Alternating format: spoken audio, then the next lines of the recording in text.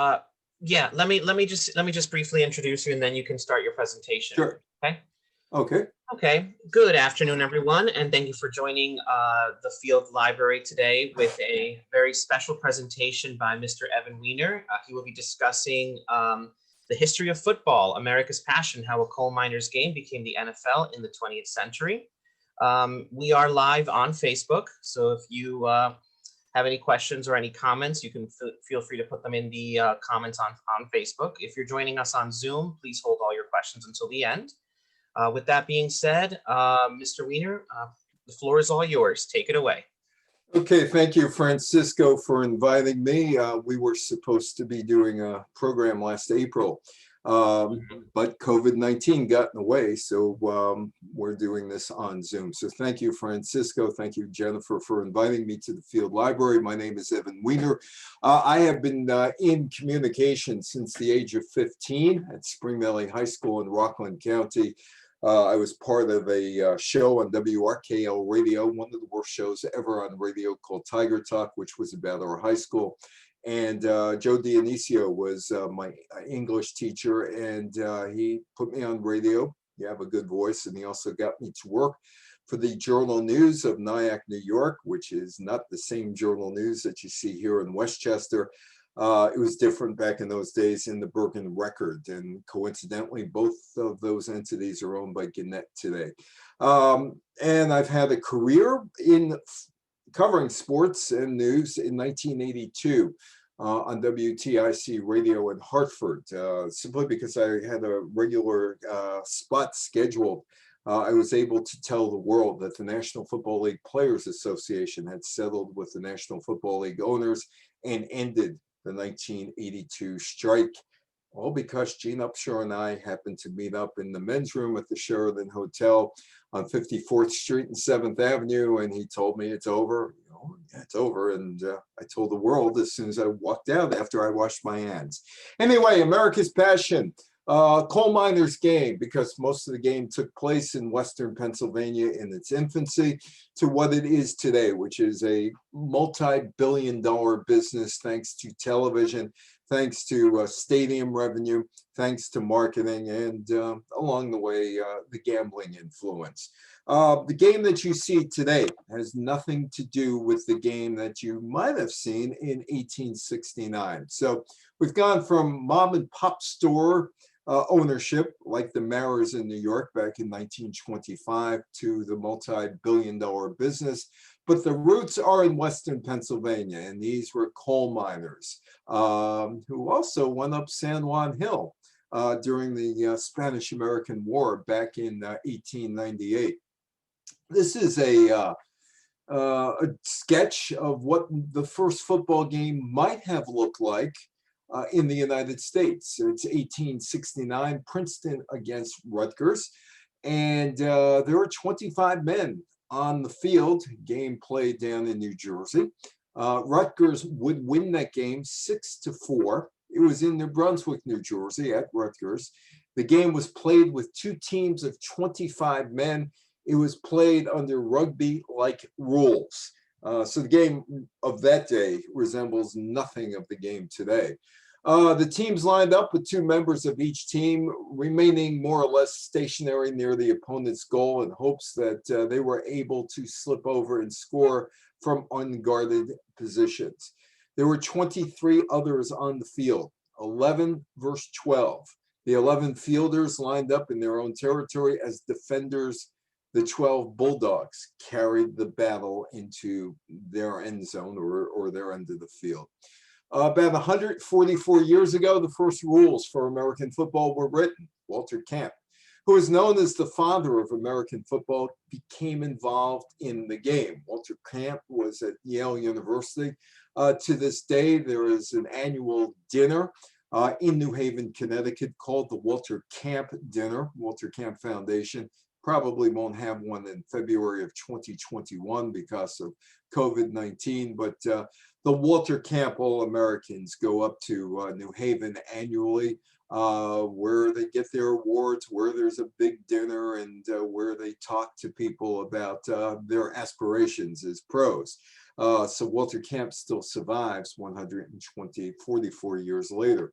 This is the first guy who played football professionally. His name is Pudge Heffelfinger. And he played in Pittsburgh, the Allegheny Athletic Association, AAA, Allegheny Athletic Association, and the Pittsburgh Athletic Club.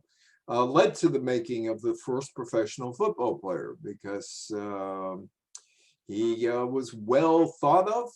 He was an All-American guard from Yale, and he was paid $500 by the AAA to play in a game against the PAC or the PAC.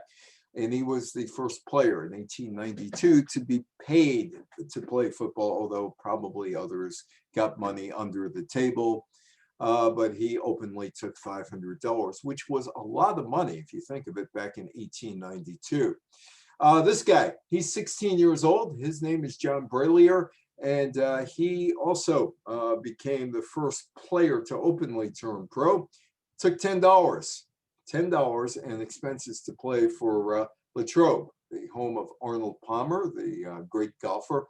Latrobe YMCA against the Jeanette Athletic Club. The Allegheny Athletic Association team fielded a completely professional team for its two-game season in 1896. And they sold tickets to these games and concessions, and that's how some of the players were paid. That is the 1897 Latrobe football team. I like the guy with the hat there. Take a look at him. He's got the beard. He's all dressed up with his three-piece suit, having the hat over one of the players. And that is one of the first professional football teams in the United States out of Latrobe, right outside of Pittsburgh, right near the coal mines. Pittsburgh, of course, Smoke City back in those days, coal and iron industry back in those days, and also into Western Pennsylvania.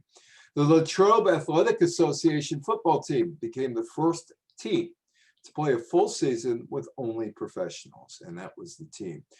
Now, the National Football League's oldest team is no longer in Chicago, and it's no longer called the Morgan Athletic Club. The oldest team in the National Football League is the Arizona Cardinals. They're playing in Glendale, Arizona now. But in 1899, back in the 19th century, in 1899, a neighborhood football team played under the name Morgan Athletic Club, formed on the south side of Chicago. The team would later be named the Normals, then the Racine Cardinals, 4th Street in Chicago, and then the Chicago Cardinals. The team would relocate to St. Louis in 1960. They became the St. Louis Cardinals in 1960, when the NFL finally showed that they could become a professional business. The NFL wasn't a professional business until around 1960. I'll explain that a bit later. In 1998, the owner, Bill Bidwell, moved his team to Tempe, Arizona, where it was named the Phoenix Cardinals. Tempe, right outside of Phoenix. They played at Arizona State University. In 1994, the team was renamed the Arizona Cardinals in a marketing move they hope to get more people from the state to come to see the football team. And the team, of course, remains in operation. It is the oldest continuing operation in American pro football. There was also a league in Canada, the Grey Cup, actually, is the oldest football in Canada. That is the oldest contest for a trophy, the Grey Cup, which is not being played this year, which normally would be played around this time, but no Canadian Football League because of COVID-19 this year. They hope to relaunch in 2021.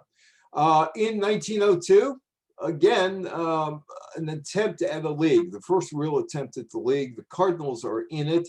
The Cardinals win the championship, Illinois championship in 1902 in the Chicago Football League.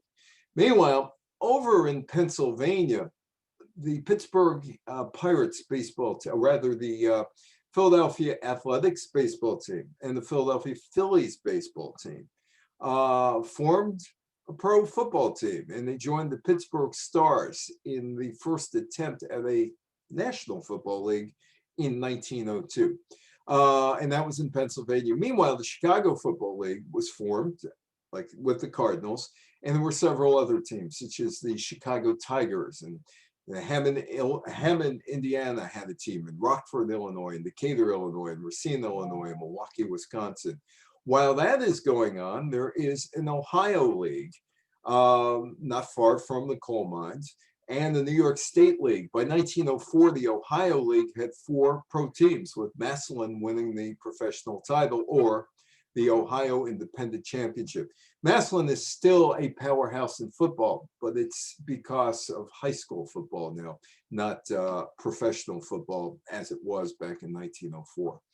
Now, I mentioned San Juan Hill a couple of minutes ago, how some of the guys from Pittsburgh went up San Juan Hill.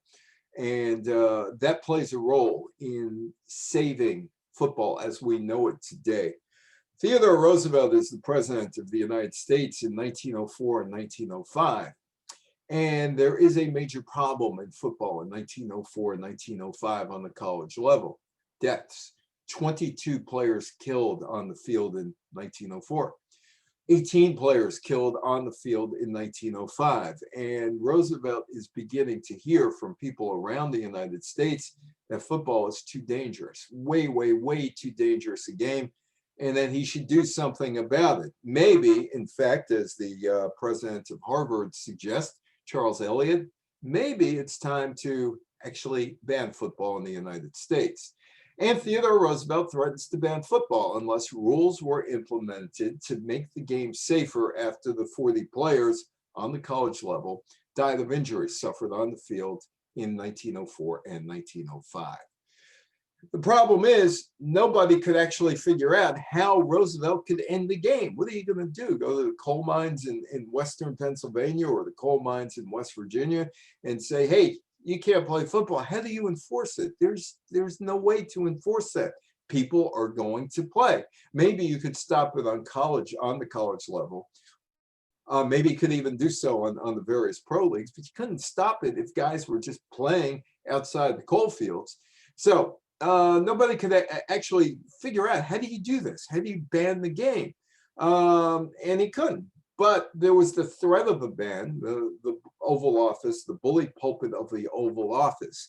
Just the threat is enough to get people together to start thinking about, how do you make the game safer? And it would be Charles Eliot, who Roosevelt hated, the president of Harvard, also the Princeton contingent and the Walter Camp contingent at Yale University, that would eventually sit down with Roosevelt in the Oval Office. And now we're coming up to the 115th anniversary of that, which was in December of 1905. That would eventually lead to what we now know as the National Collegiate Athletic Association. Roosevelt brings in the presidents of Harvard, Yale, and Princeton, says, fix the game or else. And of course, there's the hatred of Eliot. Now, the Harvard contingent wanted to either change it or just get rid of it. Meanwhile, Walter Camp, who had written the rules about 3 decades earlier, and Yale University wanted to keep it as is. And Princeton was there to figure out what they wanted to do. You would see things like this in magazines or in newspapers. Remember, newspapers were really, really important at the turn of the 19th into the 20th century. They don't carry the weight today as they did back then. And you might see a cartoon like this, where the 12th man on the field is death. And you get the skeleton snapping the ball. And the ball looks more like a watermelon than it does a football today, because it was bigger and it was kind of shaped like a watermelon back in 1904, 1905. And there was no such thing as a forward pass. You really couldn't throw the ball. And it was all laterals behind you that you just flipped the ball behind you. But the prevailing thinking was, hey, why are there so many deaths on the football field? Roosevelt, I demand that football change its rules or be abolished. Change the game or forsake it.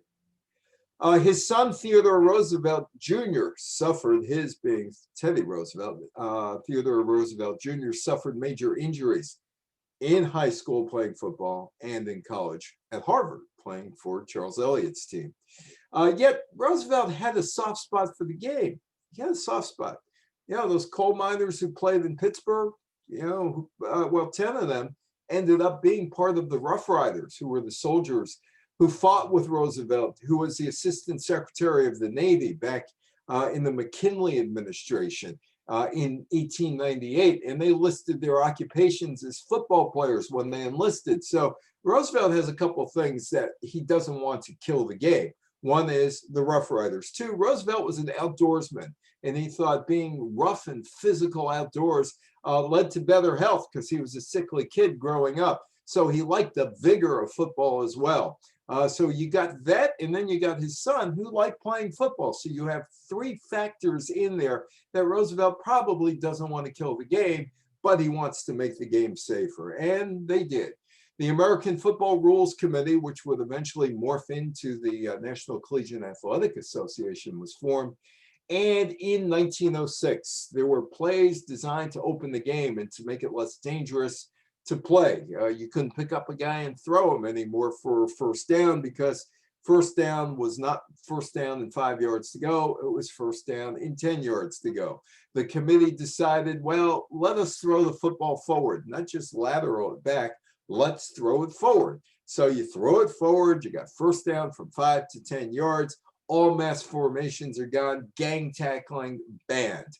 That should have cleaned up football. As we have found out a century later, it didn't, with concussions and all. And this was the first White House summit on football. It wouldn't be the last.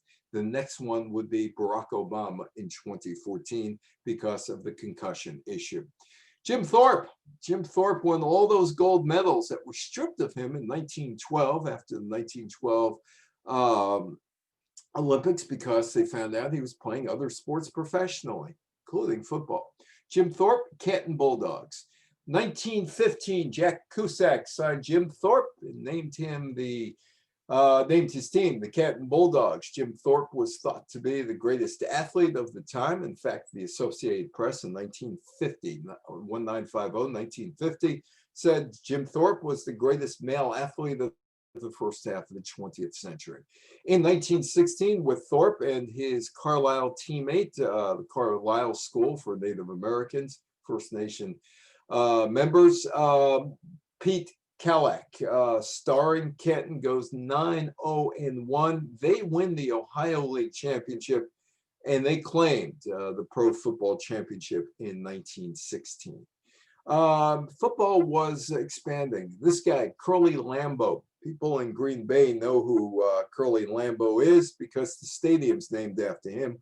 Although Curly Lambeau had a less than amicable departure with the Green Bay Packers around 1950 and never did anything or never wanted anything to do with the game at that point, or with the Packers team, as he moved on to the Chicago Cardinals down the road from Green Bay.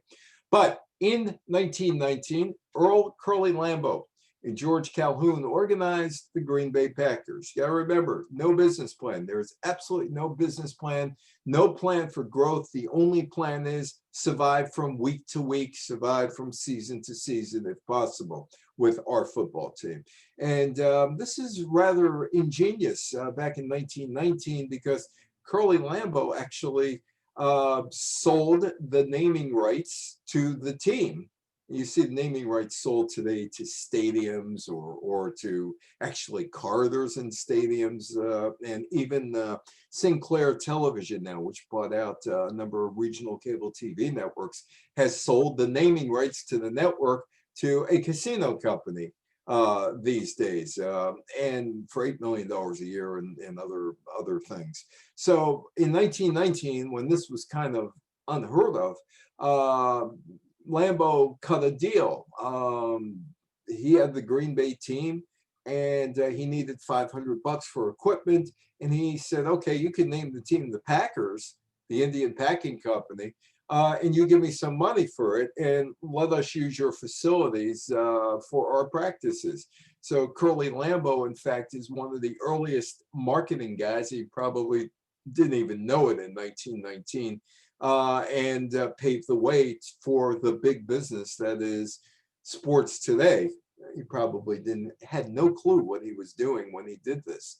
The 1920 World Champions, that's the Akron Pros. And if you look down At the first row, the man on the right in the last spot is Fritz Pollard, one of the few Negro players who was in the National Football League in those days.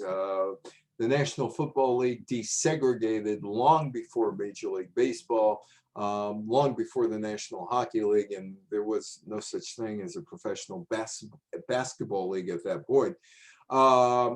Fritz Pollard was on that particular team. The NFL is coming, but not quite yet 1920, but there is the predecessor of the National Football League. And how did we come to that? Well, there were various owners in Ohio and New York and Illinois, Indiana, Michigan, and Western Pennsylvania who were looking around and saying, you know, there are just too many football leagues and we're fighting for players and trying to get the best players, and we don't have the money to pay the best players. The best players might have been getting $100 a game if they were lucky back in those days. So there were too many leagues, too many teams, and football owners wanted to stop bidding for players and stop the quote unquote dramatically rising salaries.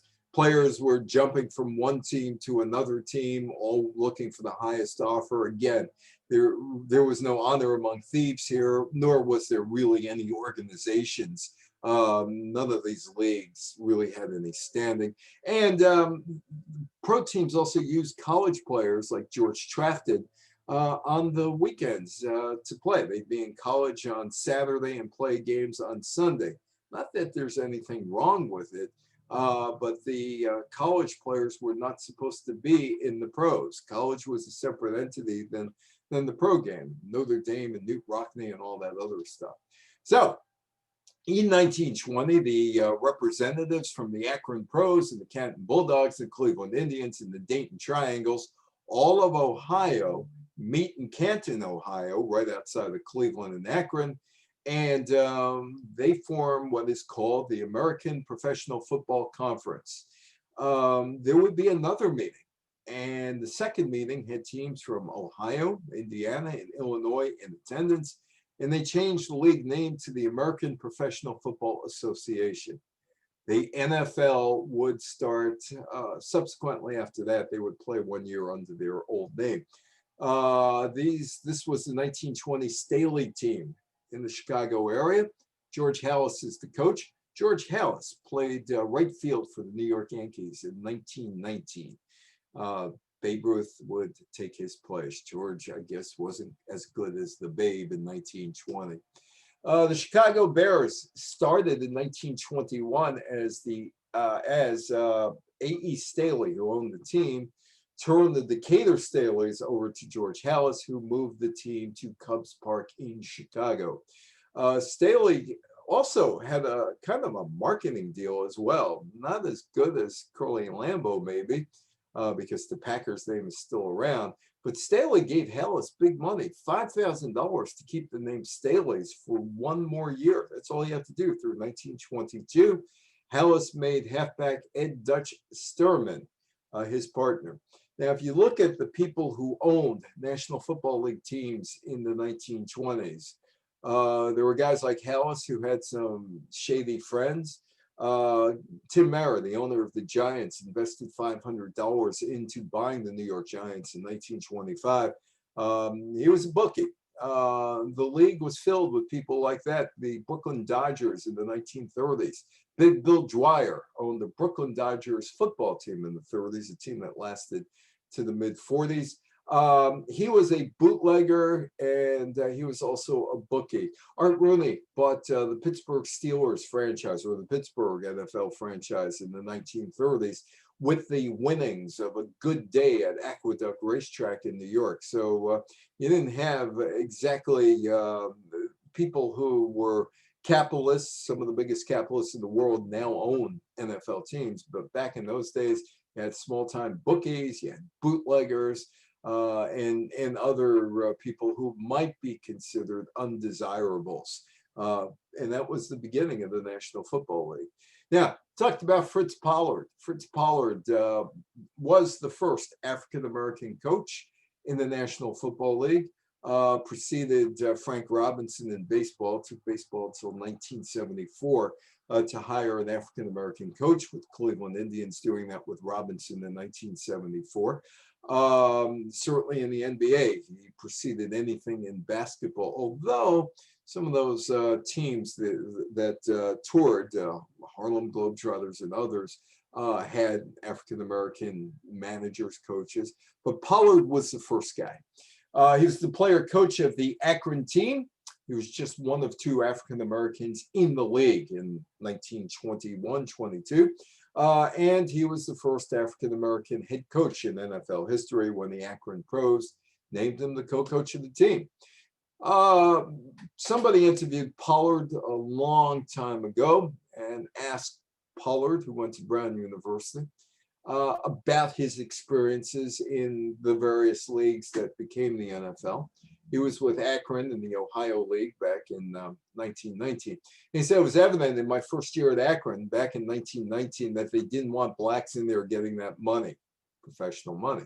And here I was playing and coaching and pulling down the highest salary in pro football. And there is Curly Lambeau and his Packers team, which is thrown out of the league in 1922. Green Bay withdrew from the APFA after admitting the use of players who had college eligibility remaining during the 1921 season. Curly Lambeau promised to obey the league rules, and he paid $50. $50. That's it, $50 to buy back the franchise, and he went broke. And this is where the Green Bay Packers become an oddity, an anomaly in pro sports. It is the only team that is owned locally by people who have stock in the team, but the stock is literally worth nothing.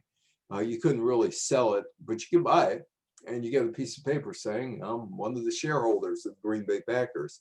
Local Green Bay merchants arranged a $2,500 loan for the team to keep them going, and a public nonprofit corporation was set up to operate the team, led by a board of directors and the chairman of the board. That was in 1922. 98 years later, it is still the same setup. If the team ever cannot compete financially and needs to be sold or moved to another city, the local VFW, Veterans of Foreign Wars, outpost in Green Bay, would get all that money. And conservatively, the Green Bay Packers would be worth $1.5 billion today, conservatively. Red Grange never played for the New York Giants, but the New York Giants should have retired his number 77, because if it wasn't for Red Grange, well, there may not be a Giants franchise. In 1925, this is how it happened. Late in the 1925 season, the National Football League, again, mom and pop, barely in business, teams coming and going, teams paying $100 for a franchise, $500 for a franchise, barely lasting a season, and not really high on anybody's radar, the National Football League. But George Halas in Chicago decided to shake all it up. In fact, George, by this point, is running the league, and he decides to sign a player against league rules before his college eligibility ends. And it's Harold Red Grange. And in the pantheon of stars in the 1920s, and whether that's Rudolph Valentino or Al Jolson or Babe Ruth or Jack Dempsey, Harold Red Grange is in that paragon of stars, pantheon of stars, rather. People know him. People, hardly anybody ever saw him play. They listened to games on radio that Red Grange played in. And there was some film of him playing. So he signs with Chicago in November of 1925, and he has an agent, C.C. Pyle, cash and carry Pyle, and the signing clearly violates NFL rules, but Halas doesn't care at all. And Halas decides he's going to go on a barnstorming tour after the season.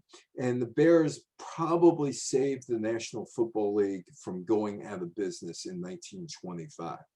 Okay, so the Grange signing clearly violates NFL rules. You can't do that, although I'll give you a story that Bankford, the late Bankford, I drew a blank on his first name, who used to run the Pro Football Hall of Fame. And he was telling me a story back, he passed away a few years ago. He was telling me a story, it's about 25 years ago, about a guy by the name of George Trafton, who played with Chicago also. And he was telling me the story that there was this guy who was playing in college on Saturday and the NFL on Sunday. And the college players used to wear face shielding, not necessarily to protect their face, but to protect their identity because they played in the NFL the next day. And John Bankard was the guy's name. I just remember John's first name. And he said that there was a guy who played, and he looks across the line. He's a defensive lineman, and across the line is a guy who is missing his index finger, snapping the ball. He was a center, Trafton. And he said, "Hey, wait a minute. Didn't I play against you yesterday?" "No, I've never seen you. I don't play college football. I don't know. And they're both wearing the masks. And I said, "It's funny because yesterday we were playing against the team and the center was missing the same finger that you were missing." They played against each other the day before, but hey, they're playing pros, getting $50, $100 a game to supplement their income, and whether they got money or not from the colleges or even in education is irrelevant because guys just play. So Grange goes on a tour of the United States. On Thanksgiving, a crowd of 36,000 people watched Red Grange and the Bears play the Chicago Cardinals at Wrigley Field. It wasn't Wrigley Field, it was still Cubs Park back in 1925. At the beginning of December, after the season, Chicago Bears franchise went on an 8-game, 12-day barnstorming tour. They went to St. Louis, Philadelphia, New York, the Polo Grounds, Washington, Boston, Pittsburgh, Detroit, and back to Chicago. Red Grange packed him in. He got paid for it too because his agent, C.C. Pyle, did a really good contract. It was a contract that lasted through the end of the year, and Red Grange wanted the team, or C.C. Pyle wanted the team in the National Football League. They got a 5-year deal to play in Yankee Stadium, and the NFL said, thanks, but no thanks, because they wanted to protect Tim Mara, who was a member of the Lodge by that point. But Red Grange did save the New York Giants franchise. When you watch Giants games, they're not playing this weekend, they have a bye. When you watch Giants games, think of the player who most impacted the team who never played for the team. It's not Lawrence Taylor, it's not Phil Simms, it's not Charlie Connolly, it's not Frank Gifford. It is Red Grange who played with the Chicago Bears, because 73,000 people came out to the Polo Grounds to watch the Bears play the Giants. Tim Mara had a pocket full of money, and that saved his team and set him up for the future. The record attendance was beaten a few weeks later, or a few days later, in Los Angeles when the Bears defeated the Los Angeles Tigers at the Memorial Coliseum in LA before 75,000 fans. And that really makes the National Football League, but still no business plan. It's less dependent on the coal miners, but there's really no business plan. The depression would kick in, and the NFL would have problems. But before we get to that, C.C. Pyle wanted a team in the National Football League with Red Grange coaching it and being the major star of the team in the New York market. That didn't happen. So the American Football League starts. Showcase for Red Grange with all the teams. Los Angeles Wildcats enter the league, but they never play in Los Angeles. It would be a road team. The league would last a couple of years, would go bust, and Grange would end up in the National Football League. He had a major knee injury and was never the same player. The first team in LA, NFL team anyway, was the Los Angeles Buccaneers, but they never played in LA. It was a road team based in Chicago, made up of Californians, but not John Wayne. John Wayne could have made this team because primarily University of California, University of Southern California alumni.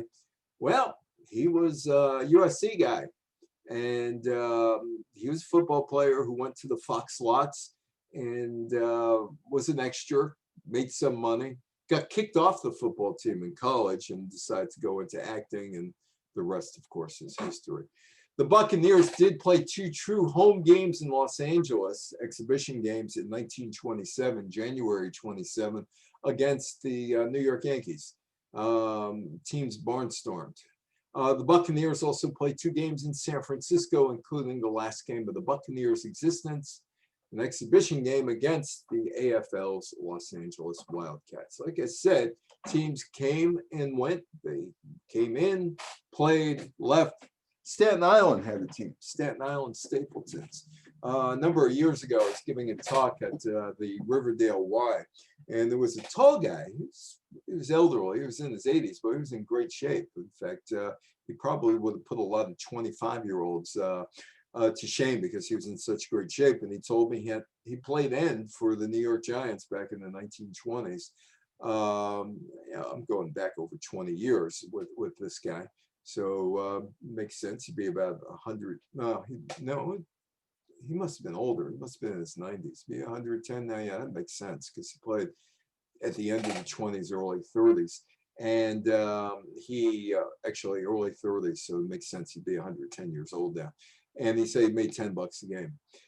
Football salaries range between $75 and $100 a game. Average ticket price less than $1. Typical team had 15 players. Revenues initially solely generated through paid attendance and concessions, Coca-Cola and those kind of things. The standard game contract provided for guaranteed payment to the visiting team, about $1,000 in the early 1920s. Against the visitors cut 40% of the gate, and after deducting 15% for rental and maintenance of the field. The Depression hits.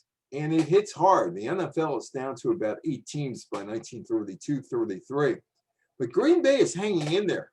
Chicago isn't. And that's George Halas on the left. That's Curly and Lambeau on the right. So, Chicago is having problems. George Halas can't meet his payroll. Curly Lambeau, and he had the smallest city in the league, had the least opportunities at getting revenues, yet he's okay. And he has to loan George Halas $1,500 so Halas could meet the payroll and save the Chicago Bears in 1932. I was in Green Bay in 1994 when Lee Remmel, who ran the Green Bay Packers Public Relations Department, eventually was the Hall of Fame, Green Bay Packer Hall of Fame director, takes me over to a room and he says, "See this?" I said, "What's that?" He says, "It's an IOU. It's an IOU from George Halas and the Chicago Bears. I owe you $1,500 so I can meet my payroll." In the 1950s, Halas would go up to Green Bay, and this is how mom and pop it was. There were dances and other things to raise money to build a new stadium for the Green Bay Packers, which started in 1957, that stadium. They were having all kinds of fundraisers, and Halas would be there to help in the fundraisers. Lambeau was gone by that point in Green Bay, but George Halas knew that his success was crucial to his success was the Green Bay Packers, his main rival. Now, Hollywood decided to get involved in football because football was becoming big on the college level, not on the pro level. My favorite movie concerning football is not The Longest Yard. It's Horse Feathers, simply because a lot of my background is covering the politics of sports business and college business as well. And of course, colleges give players scholarships instead of paying them money, which they should, because without the players, they wouldn't be getting TV money or ticket price money or ticket revenue or marketing partners. The 1932 movie, Horse Feathers with the Marx Brothers, 88 years later, remarkably holds up well, holds up extraordinarily well. The Professor Wagstaff, played by Groucho Marx, is now the college president at Huxley University, and he needs to find football players. And he asks his son, "Where do I go find football players?" He said, his son, played by Zeppo Marx, says, "Oh, at the Speakeasy, but you couldn't go there." And he says, "Who says?" So he goes to the Speakeasy, So look for two football players, and he ends up with Harpo and Chico. It just lampoons college sports and how you go about recruiting and all that other stuff. Quincy Adams Wagstaff, the new president of Huxley University, and Huxley would defeat its arch rival, Darwin. In the game, Baravelli and Pinky helped the school win the big football game. Huxley finally beats Darwin. Survival of the fittest. Mickey Mouse and Popeye were subjects of the first two cartoons, football cartoons, both by Disney. You gotta be a football hero to get along with all the beautiful girls, a song by Al Sherman, Buddy Fields, and Al Lewis. And that was a big song back in the 1930s. You gotta be a football hero. And you got to be a football hero like these guys. Zeppo Marx, Groucho Marx, Harpo Marx, Chico Marx. Great lampoon. Just a great, great lampoon. Touchdown. There's Mickey Mouse scoring a touchdown. And there is Pluto and Popeye fighting for Olive Oil's affection in You've Got to Be a Football Hero. Now, football today depends on media. Mass media, television pays billions of dollars for the National Football League and also for college football. But nobody realized that you could make money off of radio, at least until 1934. This guy is G.A. Richards. G.A. Richards was a radio station owner in Detroit. He bought the Portsmouth team, moved them to Detroit around 1933, 1934. And figured out a couple things. One was, let's play every Thanksgiving in Detroit because the Thanksgiving Day Parade ends in front of the stadium where the Detroit Lions franchise was playing. So maybe we could pick up some of the people who either participated in the parade or who watched the parade to come to our stadium. And also we're going to put the game on radio. It would be on radio, we would get money for it. So the NFL in 1934, again, a business that had no direction, discovers media as a revenue generator. Within 6 years, actually within 5 years, in 1939, the NFL is on TV. The Brooklyn Dodgers franchise of the National Football League is on RCA's television. Well, it wasn't a network at that point, but it was Channel 1 in New York, WNBT, in 1939. And eventually they would sell commercials and be able to give the NFL or the Brooklyn Dodgers some money for being on TV. A second incarnation of the American Football League begins its arrival to the National Football League in 1936. At that point, 9 teams in the NFL played in many of the larger population centers in the United States. The AFL went up against them in many of those places. It would fold, but the NFL would take in the American Football League's Cleveland Rams. It'd be another AFL. Right after that, they folded. The NFL did not take any of those teams into the league. One of the reasons that football is so popular is because of this guy. His name, Charles K. McNeil. He was a whiz. He was a real smart guy, knew math inside out, and he came up with the point spread. Charles K. McNeil taught over at, I believe it was Riverdale, the private school, Riverdale Day School, and one of his pupils when he was a teenager was John Fitzgerald Kennedy, who went on to become the 35th president of the United States. This guy, University of Chicago, Charles K. McNeil, compulsive gambler, and all of the Hall of Fames should actually have him inducted. He should be in as a builder because in the 1930s, Charles K. McNeil may have invented the point spread, which made the outcome of football games more interesting than just the final score for bettors. If he didn't invent it, he sure perfected it. It's not known if he came up with the idea or borrowed it, but he refined it. He opened up a new, albeit illegal industry, betting on games. It wouldn't be legalized sports gambling in the United States until 1949 in Nevada. people bet on scores. People did not bet on which team won anymore. People bet on scores. And it got the outsiders looking in. And to this day, the National Basketball Association has been pushing for legalized gambling because they think that it'll build more quote unquote fans because they would have an interest in the game if they have money riding on the game. World War II comes around again. The National Football League is no more than a mom and pop store.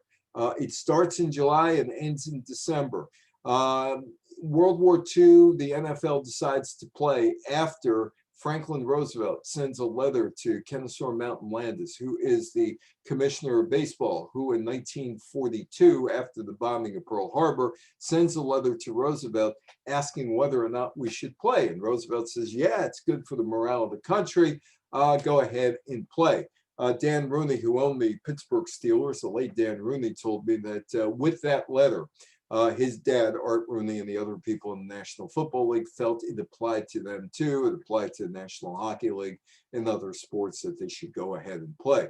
Pittsburgh has a problem because most of the players who were involved with the National Football League in the war years, 1942, 43, 44, the 3 war years, they got the players were stationed at nearby Navy bases or Army bases, and they did their duty during the week, and on Sunday they were given leave to play football.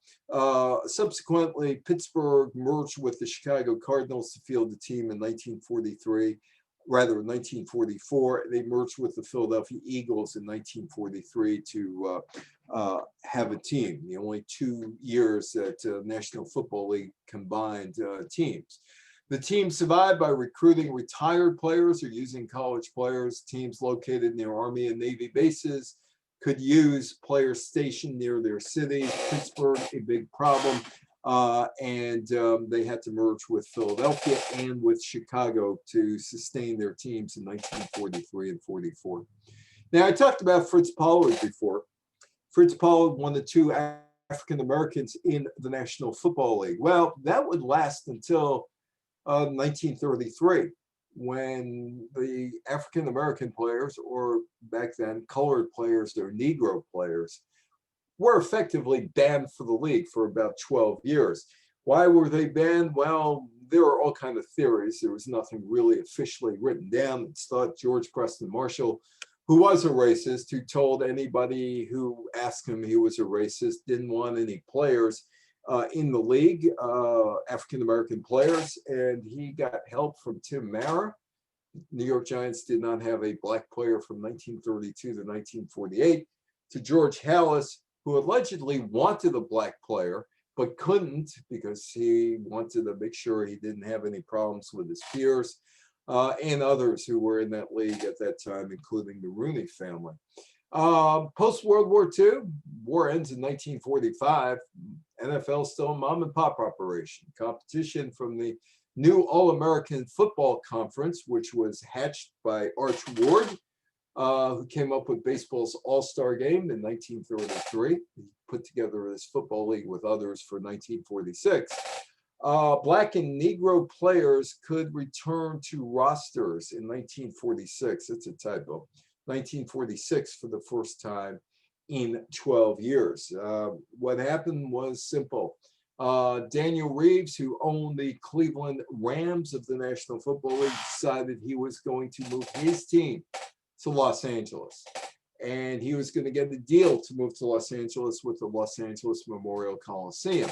Except there's a monkey wrench thrown in there. The all-white National Football League, all-white Cleveland Rams were going to play, or the team was going to play, in a facility built with federal and California money, which meant equal opportunity employment, which meant that he could not get a lease unless he had black players. He went back to his owners and said, I want this lease in LA, but they won't let me here unless I hire African-American players. The vote was overwhelming against Reeves moving to Cleveland. But eventually he would satisfy the Los Angeles Coliseum Commission, hiring this man, Woody Strode, who is in the movie Spartacus here. Kirk Douglas is behind him. And also Kenny Washington, who was a great, great football player in college and played in the desegregated Pacific Coast Football League, which was considered minor league football. Halas told him, I'd love to have you. But anyway, so the team moves to Los Angeles in 1946. They would have two African-American players, Woody Strode and Kenny Washington. Neither one of them is accepted as a full teammate by the white players on the Los Angeles Rams football team. It was 31 players and those two. San Francisco 49ers also would be playing in the All-American Football Conference. They would join the National Football League with one other team, the Baltimore Colts, in 1950 as the AAFC. Some of it was bought out by the National Football League. Breaking the color barrier, well, the AAFC had no color barrier. It was their first year, and they decided to hire African-American players. While Daniel Reeves left Cleveland for Los Angeles, a new team came into Cleveland, and that was the Cleveland Browns, named after Paul Brown, the coach of the team. Here he's seen but with Marion Motley. There's no color barrier. Bill Willis and Marion Motley are hired by Paul Brown, the coach of the team. And they become teammates and lifelong friends. They endure taunts, racial slurs, dirty play from opponents on the field. In fact, Brown didn't even send them to a game between Cleveland and Miami in 1946 because of death threats. But their teammates welcomed them. Still, neither the All-American Football Conference nor the National Football League were full-time entities. It was just a part-time job for everybody. In Los Angeles, Admiral Television, probably nobody here except for me had an Admiral Television and an Admiral Radio. The name is long gone. They cut a deal with the Los Angeles Rams and underwrite ticket sales or lack of ticket sales because they want to sell TVs in LA, and they figure, hey, if we have the games on TV in Los Angeles, people will buy TVs, and they would buy our TV. This is an ad in 1950 in a newspaper. In 1949, the Rams franchise drew 300,000 fans to home games. In 1950, home games were televised, and attendance dropped by more than 50%. For the 1951 season, Burt Bell, who ran Philadelphia, another guy who did not hire Negro players, suggested NFL teams, and before he was commissioner, he ran Philadelphia, suggested NFL teams should not televise home games because they'd lose in attendance. And that started in 1951. The blackout rule is still being debated, the home blackout rule. You can't show home games in the market. In Washington, the FCC suggesting the rule ends. Semi-pro operation, that was football. That's Stan Jones. And I did an interview with Stan Jones about 25 years ago, the late Stan Jones. NFL has 13 teams in 1950. The NFL is just merely a semi-pro league. Now, Stan Jones was with the Chicago Bears and finished the season in December and looked for another job. That's what he told me. We weren't a full-time football operation. A lot of people don't realize that yet. The football teams closed up after the last game of the year and packed everything away. And George Halas wasn't a full-time football man himself. Most players weren't paid during the 8 weeks of training camp in the 1950s. In fact, the players didn't even have their own equipment except for shoes. And they would buy shoes from rookies who were fired or cut to sell them to other rookies who came in. And they'd make $2 or so on the shoes and use it to buy more beer because they had nothing else to do, as Stan Jones told me. The team shared all the other equipment. It was just semi-pro. But in 1956, the semi-pros and the owners, the Halases and the Art Rooneys and the others in the NFL, the Maras, decided, you know what? We might have a business here. New York Giants were really good. They were selling out. And Madison Square Garden was Madison Avenue, not Madison Square Garden. Madison Avenue was beginning to realize, hey, you know what? pretty good. There were a lot of people seeing Giants games, and they have some marketable players like Frank Gifford, handsomest man in football, who also wanted to be an actor. And they got other guys, Sam Huff, defense, defense, defense, defense. So maybe it is time to start getting into other cities. Maybe we should go back to Dallas. Dallas lasted half a season in 1952 before they dropped out and the league took over and they moved the team back to Baltimore. Maybe we should start looking at Houston and Dallas. And there are guys in Houston and Dallas who have the money. Bud Adams in Houston, Lamar Hunt. Oh, he's a young guy. He's only about 23 years old, but he's got a lot of money and he wants a team in Dallas. And we need to do something about the Chicago Cardinals because we can't get because of the home blackout, we can't get a game in Chicago televised because every other week, either the Bears are home or the Cardinals are home. We don't want them to go head to head with one another. So we should be getting Chicago out of, or we should get the Cardinals out of Chicago. They're not going to dislodge the Bears in the second city and the second team in the league. So Hunt and Adams try to buy the Cardinals to move them to Houston or Dallas, or they're going after expansion teams, and the NFL is very slow to move. Again, not much of a business plan. Then comes the 1958 NFL championship game between the New York Giants, handsome Frank Gifford, Kyle Rote, Sam Huff, defense, defense, defense, against Johnny Unitas, the field general, the Baltimore Colts, and all the stars that they had on Baltimore. And it's televised by NBC, and people are interested in the game. It ends 23-17 with Unitas bringing the Colts downfield, scoring the winning touchdown in overtime. There was also added drama. The video of the game was lost because somebody stepped on the cable, and the game's video was lost for a little while. Hunt senses he's not going to get the Cardinals franchise. Adams also senses he's not going to get it either. And Hunt and Adams meet and they decide to form the American Football League in 1959.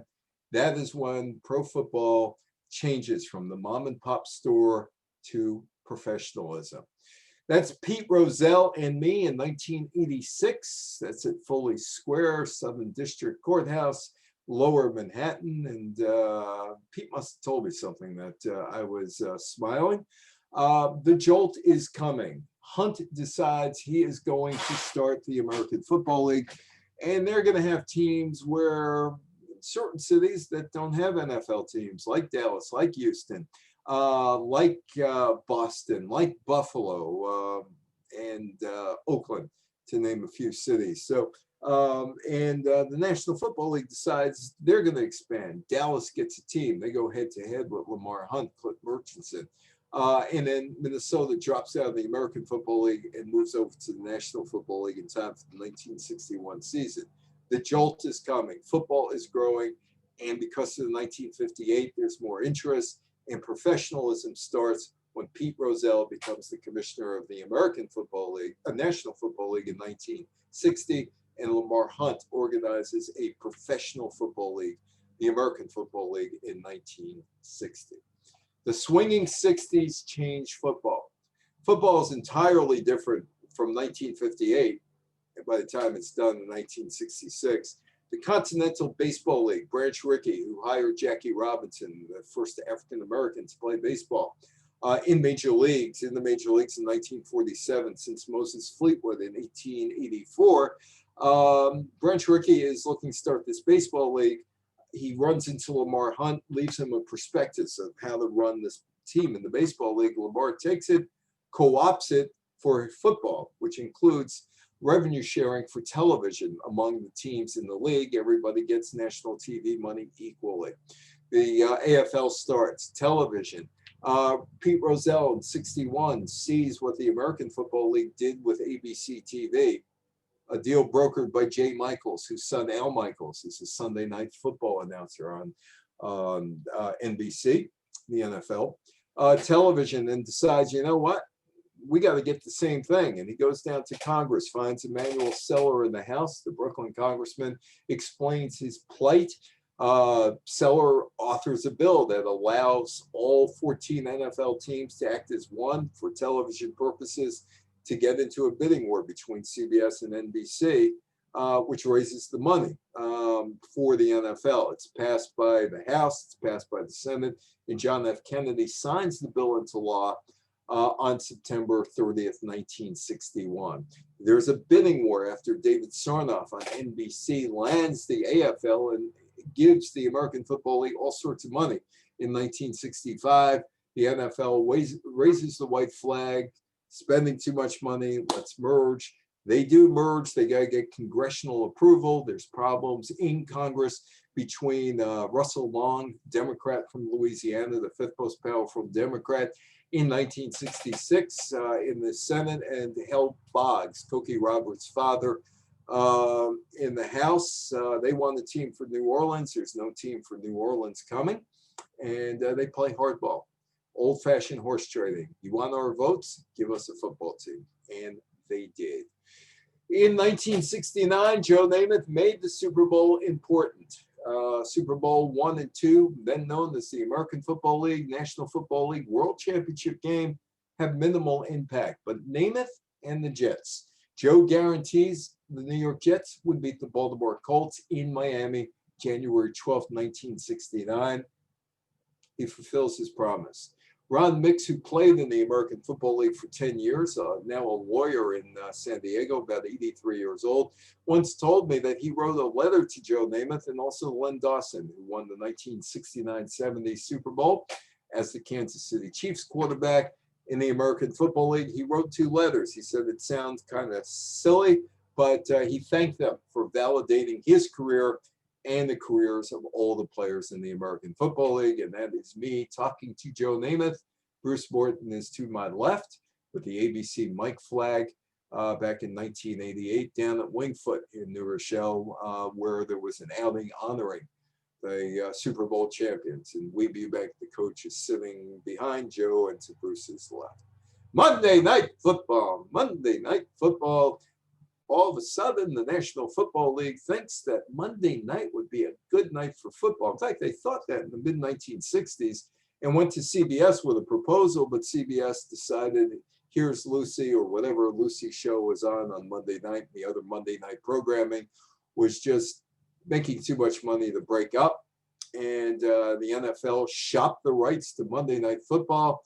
ABC, Roone Arledge signs a deal. It becomes entertainment. It becomes more mainstream because of Namath, because of how it goes. Sal, an old friend of mine, and I'm still friendly with his grandsons, Colin and Justin. Keith Jackson in the middle there, and Dandy Don Meredith, Cosell providing the entertainment along with Meredith in 1974. Howard once told me, I was once the most liked man and most disliked man on television in 1974. And he was. And that's a hard trick to pull off. By the 1970s, it's business. The television contracts give teams more and more money. They're splitting it equally. Another league, the World Football League, starts, but the NFL cuts them off at the pass by giving Seattle and Tampa expansion franchises. The World Football League didn't get a TV contract worth anything, nor did they have owners who had money.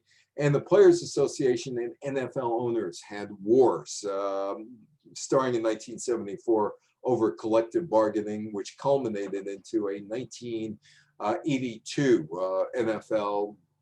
NFLPA strike, which I talked about, WTIC in Hartford. That was, I went on the air saying the football strike's over. That is me in that middle picture in 1986 talking to Harvey Meyerson, whom Donald Trump hired for his antitrust suit, the USFL versus the NFL. Harvey would win the battle, but would lose the war because Harvey did not get the settlement money that they were seeking because he didn't explain to the jury, you're supposed to give the money, and the jury thought the judge was supposed to do that. Jury gave them $1, tripled it by 3. So they had $3. And again, there's my friend Bruce Morton with me behind me as we are asking questions of Harvey Meyerson, the attorney that Trump hired for the lawsuit that they won, but lost money-wise. So in the 1980s, the 82 player strike, USFL starts in 83, the antitrust case 85, which weakened the NFL in terms of liability on antitrust matters because they did lose. 1987, another player strike, and while this is all going on, the game's popularity is skyrocketing to new heights, to new television contracts. TV enriches the owners and the players. In 1983, Rupert Murdoch has a struggling syndication arm. It's not a TV network, at least Fox really isn't a TV network, it's a syndication arm. He had the Gary Shandling show, he had the Tracy Ullman show, and he had the Simpsons, but little else. He decides, Rupert Murdoch, to go after the TV contract of the National Football Conference. Enriches the NFL beyond any imagination, and particularly the old line owners. If they would have known, they would never thought that their league was worth this kind of money. Murdoch did it to save his network. He also picked up UHF stations in Detroit and Milwaukee and Cleveland. CBS became less of a network, and this establishes Fox and allows Murdoch to go on to other things, including creating the Fox News Channel. The NFL was a political force in the 1990s in Arizona. There was a Super Bowl that was scheduled for Tempe, Arizona in 1983. Back in 1986, Ronald Reagan signed into law the Reverend Dr. Martin Luther King Jr. holiday. Arizona, under Governor Babbitt, said yes. Under Governor Meacham, said no. And John McCain, the Senator John McCain, agreed with Meacham, said the biggest mistake in his life was not supporting the King holiday. In the NFL, gives the Super Bowl to Arizona, but the King holiday is rescinded. Stevie Wonder starts a boycott. Businesses say they're going to bypass Arizona as far as conventions. And the NFL says, if you want the 1993 Super Bowl, as voters in Arizona, you better pass the King holiday referendum. They don't. The NFL says, well, we'll give you one more shot in 92. You pass it, you get the 96 Super Bowl. That's what happened. Lots of franchise movement in the 1990s, Cleveland to Baltimore, Houston to first Memphis and Nashville, Tennessee. St. Louis picks up the Los Angeles or Anaheim Rams franchise, and Al Davis moves the Los Angeles Raiders to Oakland. And the game continues in popularity. It continues and continues and continues. Brain injuries take center stage after Dr. Bennett Amalu, who I know, Dr. Amalu, discovers CTE, a fluid on top of the brain, which impacts brain function during autopsies of players who died and looking at their brains. And there was also the Colin Kaepernick problem because Kaepernick kneeled during the national anthem, the third game of the 2016 preseason. People began to notice he was kneeling, and he talked about the reason why against police brutality in the Black community. Kaepernick would play the 2016 season, opt out of his contract, looking for a different contract for 2017. No contract ever came after that. And he was blackballed from the National Football League and has missed the last 4 years. He's never coming back. The NFL just won't sign him. And they have said publicly, they have never really said anything. The closest that they came was John Mara with the New York Giants, who said he couldn't see himself hiring Kaepernick. He had Eli Manning, and he said, my fan base would probably revolt. That's the closest they came to saying that they blackballed Kaepernick. 21st century, well-oiled machine, but concussions are a problem. And Barack Obama holds a concussion summit in 2014 in the White House, 109 years after Teddy Roosevelt, quote unquote, saves football. Obama said if he had sons, they would not play football. But nothing happens out of it other than the White House talks about concussions are a problem. Kaepernick is never resigned. This year, Roger Goodell said that Black Lives Mattered. told players that they too can voice their opinion on social issues. Why? Well, the owners probably looked in the streets and saw all the protests during the summer and saw a lot of people who were young and saw a lot of potential customers. Not every owner will agree with the fact that Black Lives Matter and that the NFL supports it, or that the NFL should lift every voice prior to games, or that players should sit out the national anthem or take a knee during the national anthem. But football is a business, billion-dollar business, and it will survive COVID-19. Once containment happens, people get shots, the stadiums will be packed again, and the TV ratings aren't all that bad. Even though people complain, not as many people are watching the NFL on TV, but they could watch it on other devices, including their videos. When you look at the NFL, the Super Bowl is always the #1 TV ranked show in America.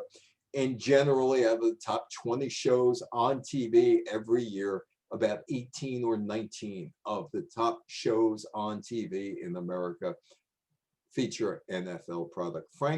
Francisco, thank you so much for inviting me to the library, and I hope that people enjoyed it, and if there are any questions or any comments from anybody along the way, I'll take them, whether it's Facebook Live or here. And again, hopefully people will be able to see this on your social media sites. Thank you again, Mr. Evan Weiner, for coming to speak at our library. Yes, the video was streaming live on Facebook, and if anybody has any questions or commentary, you are more than welcome to put them in the comments on our Facebook page. The video is on the Field Library's Facebook page. Oh, thank okay. you again, Mr. Weiner, for coming and for giving this very informative and very exciting presentation on the history of football. Thank you again. Okay, thank you for inviting me, and have a very safe and healthy Thanksgiving and holiday season, and hopefully we'll do this again in 2021. And returning to the library, I was at the library a couple of years ago, and it was a very nice experience at your library, and thoroughly professional. So thank you again, Francisco, and we will talk to you in the future, and also have a Happy New Year. Thank you. You as well, sir. Okay, and everybody else who's watching on Facebook, have a safe and happy holiday. My name is Evan Weiner, and we'll be talking soon. Take care. Bye-bye.